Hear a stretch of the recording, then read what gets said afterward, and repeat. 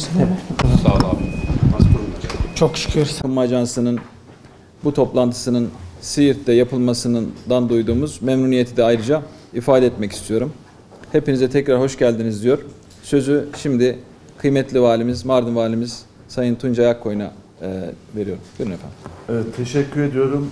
Dicle Kalkınma Ajansı'nın 2025 yılındaki 3. Yönetim Kurulu toplantısını Siirt ilimizde gerçekleştiriyoruz. Program kapsamında ajans tarafından yürütülen analiz, planlama, çalışmaları ve destekleme faaliyetleriyle yerel kalkınma hamlesine ilişkin değerlendirmelerde bulunacağız. DİKA tarafından 2025 yılında Batman ilinde yürütülen bir güdümlü proje tamamlanmış olup Siirt ilinde yürütülecek bir güdümlü proje için de bakanlık onayını bekliyoruz. Bununla birlikte ikisi Siirt, biri Şırnak ilinde yürütülecek 3 güdümlü projenin fizibilite çalışmaları da devam etmektedir. Bakanlık programları kapsamında cazibe merkezlerini destekleme programı ile 3 proje, ÇÜGEP ile 3 proje, SOGEP ile 8 projenin desteklenmesine devam edilmekte olup bakanlık programları kapsamında 2024-2025 yıllarında bölgeye toplam 161,9 milyon Türk lirası ek kaynak çekilmiştir. Uluslararası projeler kapsamında Sanayi ve Teknoloji Bakanlığı'nın yürütücüsü olduğu Yeşil Dönüşüm odaklı So Green projesi başlatılmış olup DİKA tarafından kullanılmak üzere TR3 bölgesine 16 milyon avro kaynak tahsis edilmiştir.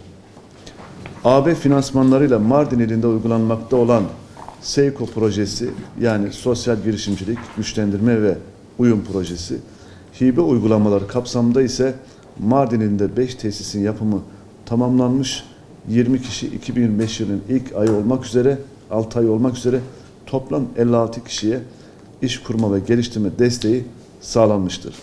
SEYKO projesi kapsamında desteklenen projeler ile Türkiye'de üniversiteler bünyesindeki ilk glutensiz ürünler fırını Mardin Artuklu Üniversitesi bünyesinde hayata geçirilmiştir.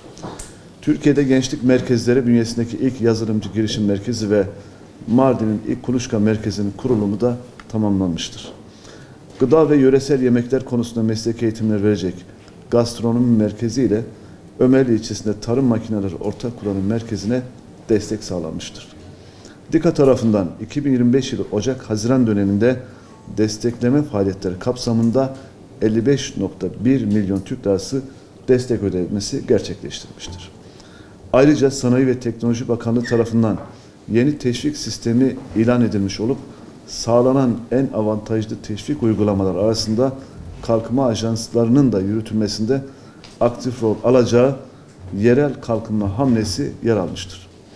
Bölgemizde bulunan 4 ilimizden her biri için 4 tane olacak şekilde bölgesel gelişmişlik hızının arttırılması, yerel potansiyelin açığa çıkarılması ve ekosistem oluşturma bakımından öne çıkan yatırım konuları yönetim kurulu tarafından belirlenerek Sanayi ve Teknoloji Bakanlığı'na teklif edilecektir. Sayın valilerimiz, değerli yönetim kurulu üyelerimiz, kıymetli basın mensuplarımız, toplantımızın hayırlara vesile olmasını diliyorum.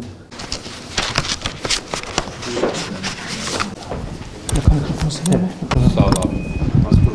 Çok şükür.